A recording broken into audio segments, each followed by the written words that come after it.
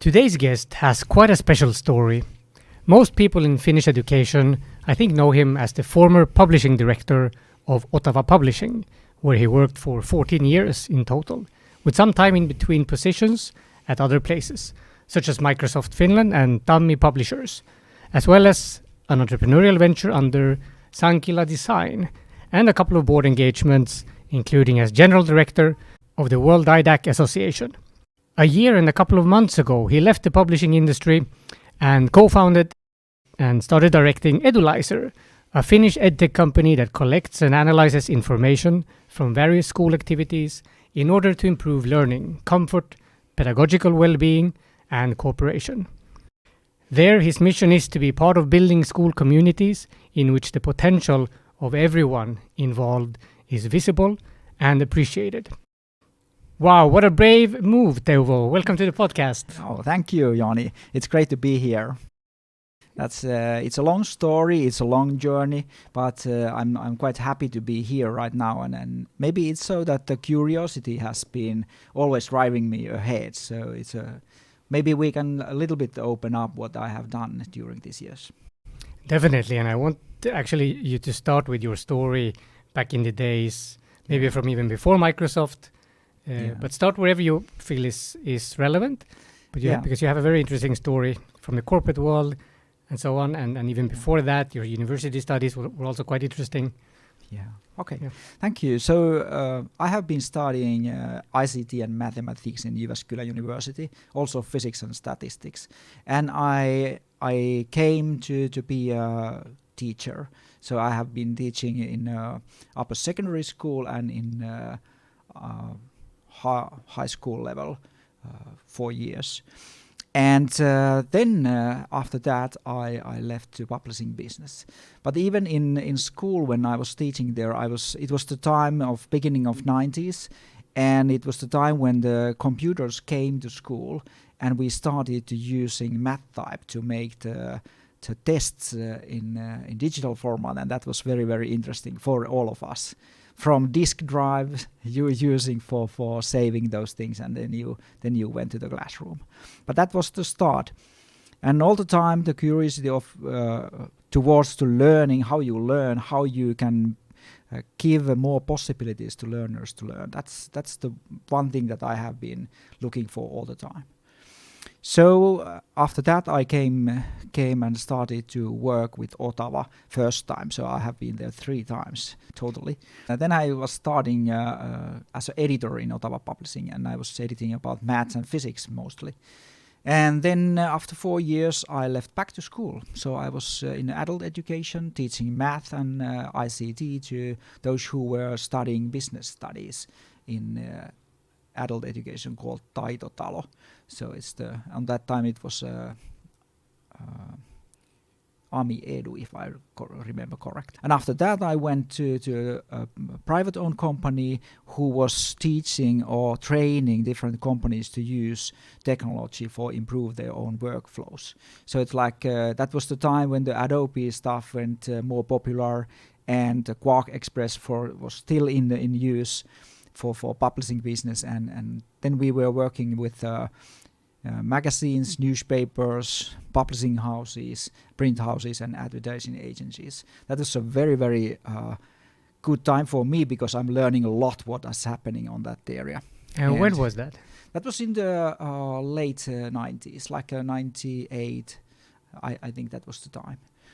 And we also went to San Francisco a few times to CPOL seminars. That was one of the biggest seminars on that time.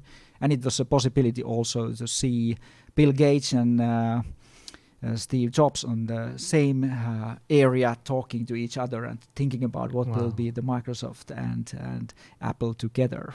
It never really happened, but it was interesting to hear that on live. After that, I came back to Otava, or went back to Otava.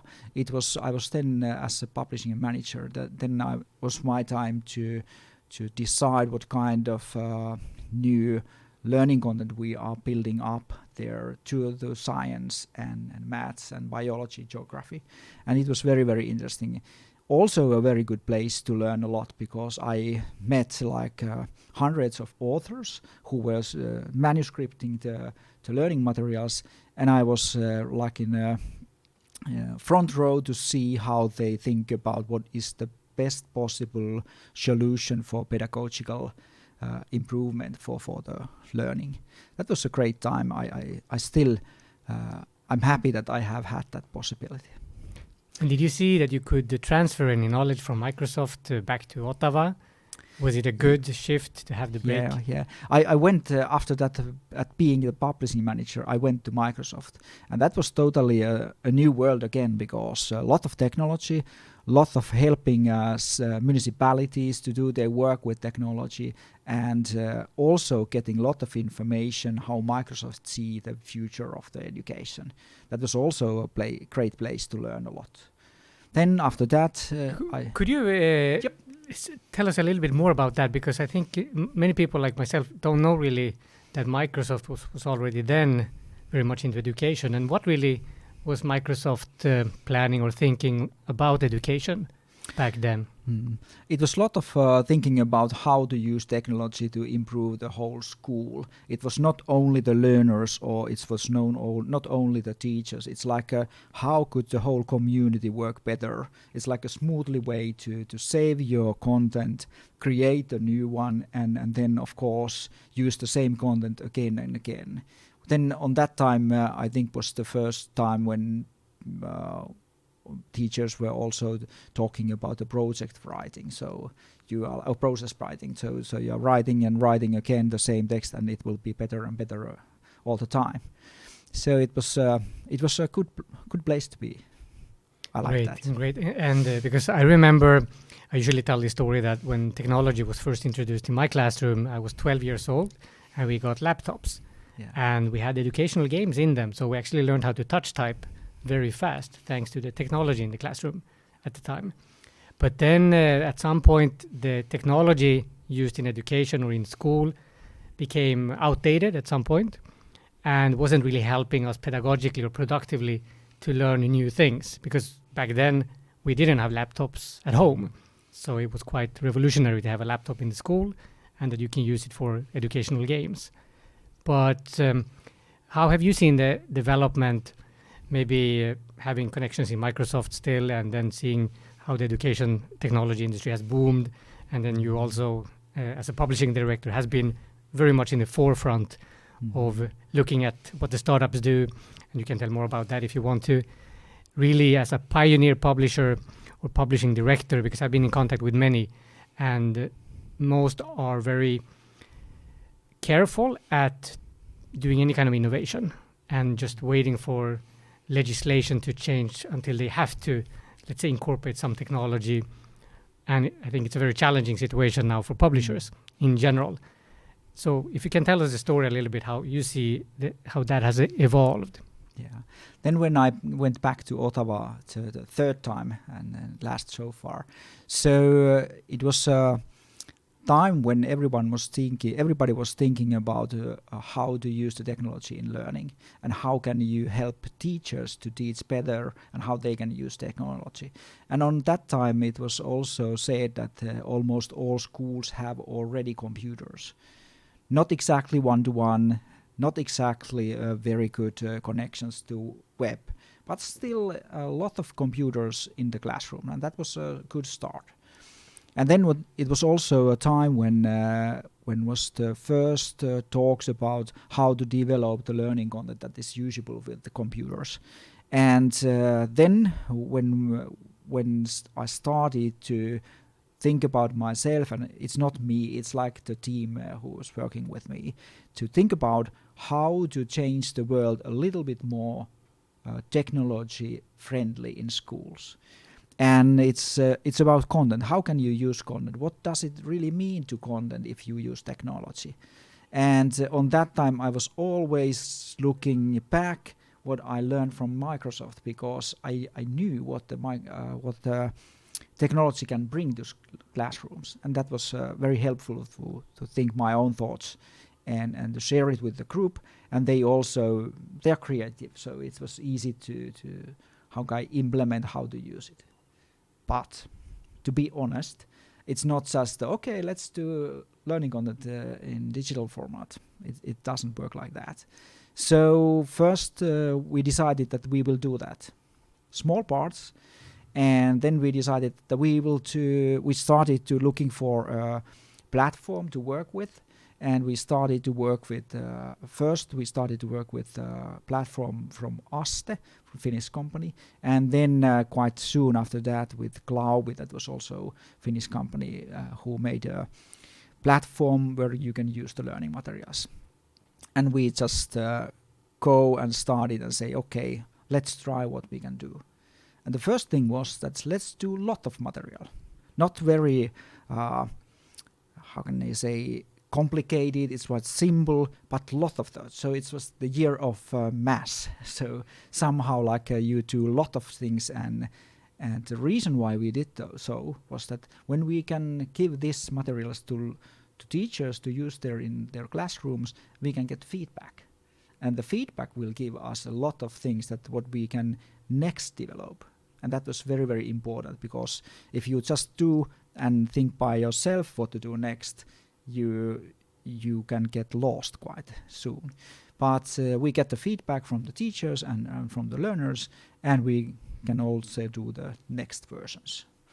So do a lot, then think about the quality and how does it really improve the learning. And then there's, of course, you have to think about how can you do this that the business will go on still very strong. So that was the third one, and I was the lucky one to be with those people who can see the future of digital business in learning and education. And how did you follow the development from Web 1.0 to Web 2.0? And what kind of impact did that have on the, let's say, content focus? Okay, I think that the first quite many thought that it's something that you just put on the web or put on the computer. It was not really interactive ones. But quite soon everyone knows that why do you put like a picture of paper to the screen? It doesn't exactly do anything. So if you want to interact, you have to have a lot of things working when you are also interacting with the things. So you have to have videos, graphics, voices, or audio, and trying to figure out what will be the best for individuals. Yes. And what would be your key learning points from Otava as a publishing director, doing these kind of quite innovative experiments with startups, with technology, having a very strong background? Well, you had background with a company such as Microsoft, so you knew basically what was coming. And now looking at where we are with Microsoft and artificial intelligence and how we might be overflooded with technology, and we might need to go back a little bit in thinking more about why we're using technology. Any lessons learned from, let's say, the publishing industry that you think that this is something we should think about and remember and really push for, instead of going completely digital without content? Because Web 2.0, Web 3.0, and then Education 1.0, 2.0, 3.0 means a move towards, let's say, a non-content driven reality where children create their own content completely. And so what would be your key points here that you think that this is still needed? Big questions you have. So I think that if you want to do something that will improve the learning, don't think about too much about the technology. Think what you have to achieve with the doings. The content, what is the meaning of the content for the learner's point of view? What she or he should learn by, or we are using it, or we are creating one. And that is the main thing. So pedagogical thinking is the key for everything. I see that so. So I really see that, for example, for me, it was great to be in the atmosphere where the pedagogical background was almost everyone's hands in the publishing house. So it was quite easy to think about what is the meaning of content for learning process. And I think this is still like valid. It's not has changed. Even though at the same time, now we have to act with each individual with the different styles or different ways, so they can get what they want, not exactly what I want, as it was in 90s. Yes, that's so important. And also you don't have the power anymore as the teacher or the publishing house of being the sole provider of the content. Since Web 1.0, we have access to the internet and content everywhere. So that is also critical, and then that's why we have this focus also on critical thinking and other skills that might be even more important for young people of today, where some people even say that content might be, or knowing might be obsolete, and the learning part is more important. You have to know how to learn, or learn how to learn, and these kind of skills. And so that brings me a little bit to your present venture. Please tell us why and how you co-founded Edulyzer, that you're now the CEO of, an EdTech startup that is a new venture. You took a very bold leap from a big industries to the EdTech startup industry, which is a big challenge. I just read somewhere, which I really agree with, something around that if you're a startup entrepreneur, you really have to be resilient. But if you're an EdTech startup entrepreneur, you really have to be much, much more resilient, because it's so much more challenging. And having been in the space for 10 years myself, I can say that, I am also starting to write about concepts that don't really apply to EdTech. But tell us why and how you started your EdTech journey now. Okay. When I stopped working for Otava in the end of 2020, and I had a colleague of mine, the other co-founder, Tero, who has been working with me. We get together and thought that what should we do next, because we want to be somehow working with the learning and with the training industry. And the main thing is the young ones. I see that if you work with the young students, young pupils, then you can make an improvement for the whole system, how they see the world maybe, and what is their own belief for the future. And at the same time, the discussion went, of course, we didn't know on that time about the COVID, not so much, but the COVID was coming stronger and stronger, and it also meant that the digitalization of school and training came much more true. So we were thinking that, okay, at the same time, you can say that the school and what is the learning, it's not about numbers. It's not about are you staying at school or are you going away from school. It's more about how the whole system works. So every individual has a meaning. And then we had a lot of talks with scientists.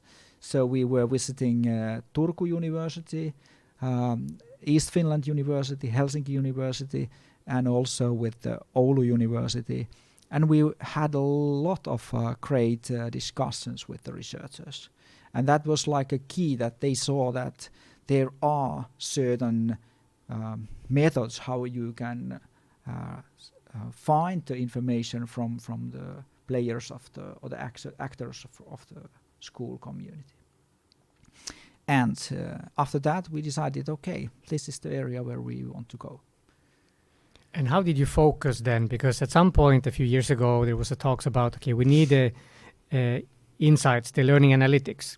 And at some point then, when we had all of these data points, teachers didn't really know what to do with them. So there was a lot of information, but it didn't really help teachers to do anything about it for better learning. And you have in your mission to really help build school communities for better, let's say, well-being and better learning outcomes, and all these very important both soft skills and maybe harder skills. How did you identify your focus, and how did it start? And based on research also, how has it developed? The one main idea was that we have noticed that it's not only how much time you spend with the learning content. It doesn't exactly tell you all that you have to know. The number itself that you get from the quick test or from the test, it's not exactly the main thing. It's like how you act with the content and what does it affect to your thinking. And then, okay, what can we do? First, we believe that if the whole community or society works well and they say that, okay, this is a safe place to be, I count on my friends and I count on my teachers and principal, so this is like the safe place to be and to be ready for the new things. So we wanted to make there an other aspect, not exactly the learning analytics that we have been talking like years. It's more about how the community works. And I can also open a little bit what we are doing if you want. Please, yes. So we started to create questions or questionnaires. Not exactly us, it was the researchers. So we had a lot of questions. We have now about 800 questions. And then there are questions for students, for teachers, for principals, and also for guardians. And we are asking them daily.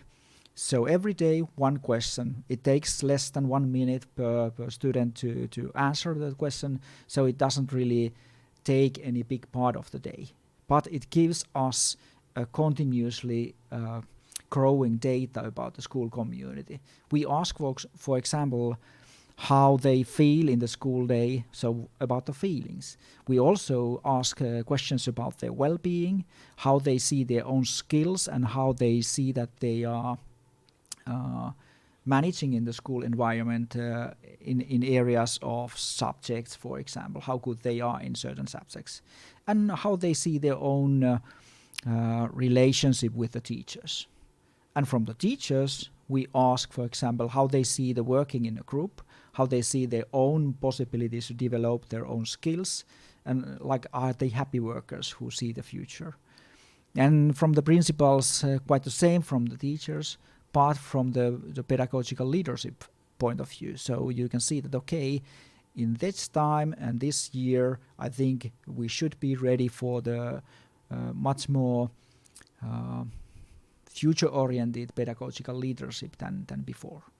And of course, we wanted to bring the guardians with the same discussion or in the same discussion, because we see that they also have to see how the school works.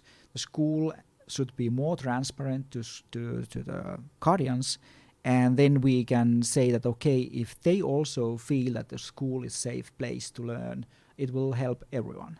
So this is the very, very short story.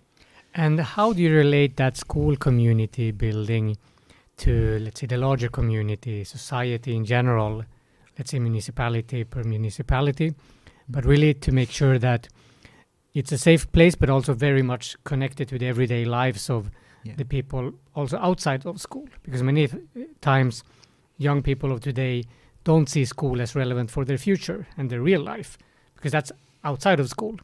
So in your questions, do you have any connection to, let's say, the outside activities, free time activities, and how they see upon life outside of school as well? Yeah. Yes, we are not exactly asking what they do in different times per day, but we have questions for example how they see their own future. Do they believe that it's going to be a good one? We also asking them about their learning strategies, how much they are using time for learning, and what is the best for their own point of view. So we want to like ask questions that they also feel that they are meaningful for them. And when we are, it's not just asking question, it should also be like a feedback. So when you are using the application, you can get feedback almost immediately when you have answers. So we can tell you, okay, if the question was about autonomy, for example, you can see that, okay, here's a description about what autonomy means and what you should see when you see the analyzed number there, and what does it really mean. And then there are some short guidance that you can read by yourself. So if your number is this, maybe you should concentrate a little bit for these kind of things. And then it gives you like immediately some tools to practice yourself. And we believe that giving some positive feedback gives you more rely on your own feelings, and then you can go further and further. I think so. And so far everything has went well. So we started pilots a year ago, And now we have pilots going on in Finland, in Germany, in Estonia, in Spain, and in Sweden. And it's interesting to see how the world works, because we don't exactly need the same curriculum for every place. We need only the people who will act, so they are giving their own answers and their own feelings and opinions. Yeah, so how do you connect that with, let's say, the curricula precisely that might be different, but really how do you motivate that this is needed because you don't know enough, let's say you don't have the data that we might be able to contribute with, and then how do you transform that into, let's say, a systematic change in the learning and teaching process in the schools? Yeah. To be honest, we are still on the beginning of our journey, but we have already known that when we are collecting the data, analyzing it, and then we are having a dashboard. So the dashboards are the tools for teachers and principals. They can see what is happening in the school environment. So it's quite easy to say, okay, in class level 7, so maybe like a 10 years old, we see that there are some people who works a little bit harder, or they might not feel as independent as the others, and maybe they don't feel that they belong to the group. So that will give a teacher something to work with. So we don't do the decisions for the schools. The school decide what they do. But of course we hope when we go further and we get more data that we can say, okay, these are like the practices that have been done in school environments, and these are the effects what they have done. So to improve these things, you can see that these things is happening or are happening. And the best possible help you can get from that if you are using that like continuously. So year by year, and then you can compare the different seasons or semesters or different years. And that will help you to see that, okay, this is how we can change the way where we put our forces. For example, and the school, if they want to, they can decide that, okay, this year we want to put our force to find the ways how to motivate the students. And then we can see, okay, can we see it on the numbers, and hopefully we can. Yeah, and I think that you might actually be able to give recommendations more easily than they would actually understand what to look for. Yeah. My experience in the Hispanic world has a lot been that people don't know what they need or what they're looking for. They just want something, and they want you to tell them what it is. So give them a recommendation or a solution, and of course then they have to trust it and believe in it. And I think that transformation or that transition might take some time, and maybe you cannot even know what to recommend in the beginning. And when it comes to that, so that might be a future part of your offering. But right now, what, let's say, version of your product do you have? Is it 1.0? If you talk about the product development process as such, what, let's say, feedback from the users have you received that actually proves that it works in these different markets? And are there learning points that you still need to find to improve it? Yeah, a lot of questions again, but to start somewhere, first is that we are gathering the data, and we will have data more and more every day. And this will be the key for the future findings. I think we have now worked together with a company who is specialized for analyzing the data, and they have already seen the correlations between some areas that we didn't saw by just by our own thoughts. So it's from the data, and that will help us in the future to see things. Maybe the AI will help us to analyzing the data, and we will see that in coming years. The other round, if you think about what is the best practices or what we have heard, so the very, very good feedback from one school who's a client, they say that, okay, we want to see the data that we have gathered from the dashboard to the parents or the guardians of the young ones who are coming to our school next year. It was like a 10 years old pupils. So they want to see that we are ready to open up how our school works, and this is the way how we will also welcome new students to join us. So we are open. We might not be in the perfect level in every area, but we are ready to do things for that. And is that very adaptable? What, let's say, data the schools want to highlight and communicate? Since it helps with so much information, is it easy for the schools to decide that this is what we want to communicate? For example, in Spain, there might be an issue with communicating the benefit of early childhood, as an example, to parents. Because parents, especially during the pandemic or after the pandemic, might feel that, there's no reason to put them back. And for the school then to communicate based on data that the well-being of the children is improving, or we have these data points that give us this kind of information. Can the school then decide on that, and how would that work? Yeah, school can decide how they use the dashboards. Of course, the data what we are gathering, it's for the municipalities to use. So the schools can use, and then they can compare. Of course, you can't get individual students, individual answers and show those to anyone. It's not possible, because it's not important to see that. It's much more important how the society works. And it's also the GDPR that we have to take care of, that it's not too personalized info. Yes. We are Yes, I was thinking about trends in general, let's say in municipalities, and based on schools, let's say local concerns. Yeah, we also have seen that there have been some municipalities who have said from the highest level from the municipalities who was responsible for the whole education, they see that, okay, we want to see how our municipality works. Do we have teachers enough? Have we put forces to right places? And can we learn something? So it's quite, I like those. They are open-hearted and open eyes. So it's a good one. Yes. I think most educators want to do something good and improve. They might not know how, and that's where I think it's important to have this information to help them. Do you already have AI somehow integrated into your solution, or what's the plan with AI? I know you have that kind of thought, at least. Yeah, we have thought that, and we have like a first thoughts how to use it, but so far we haven't not integrated it in. Of course, there are possibilities to use also the open text answers. We haven't used them a lot still, but when we will have like thousands of rows of text, it's much easier to analyze those with the AI. This is the first one. And then, of course, we want to use it to find, for example, different correlations if it's possible. But we will see. I think that the AI will also develop quite fast, and we are also learners on that side.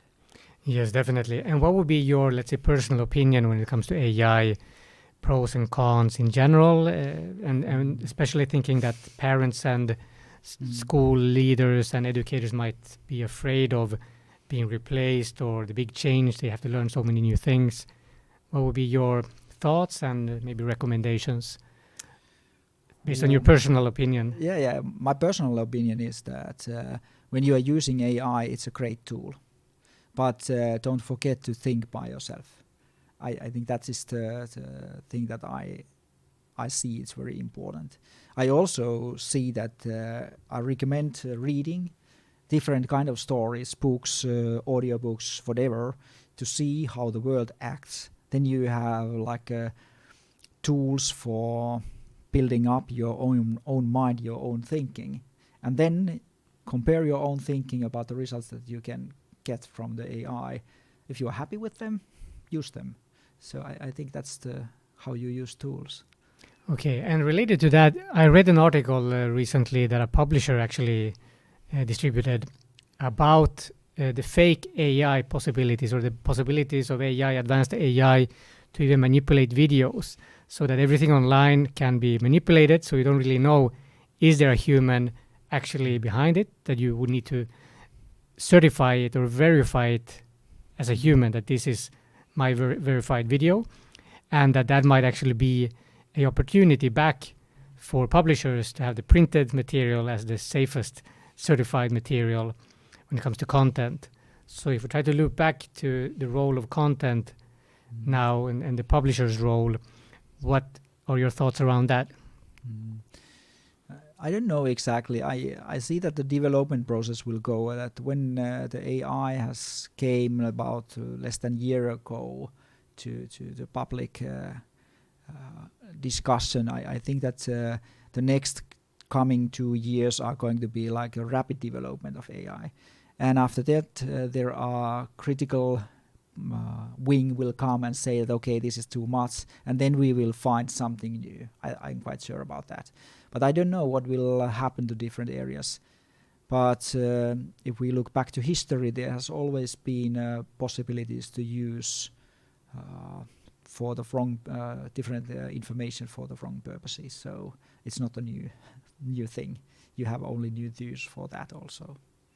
Okay, so what are your plans now for the future this year, so to say, and what would be your invitation to Spanish and English-speaking schools, school leaders, community leaders right now, and maybe later on, what are your plans after the summer?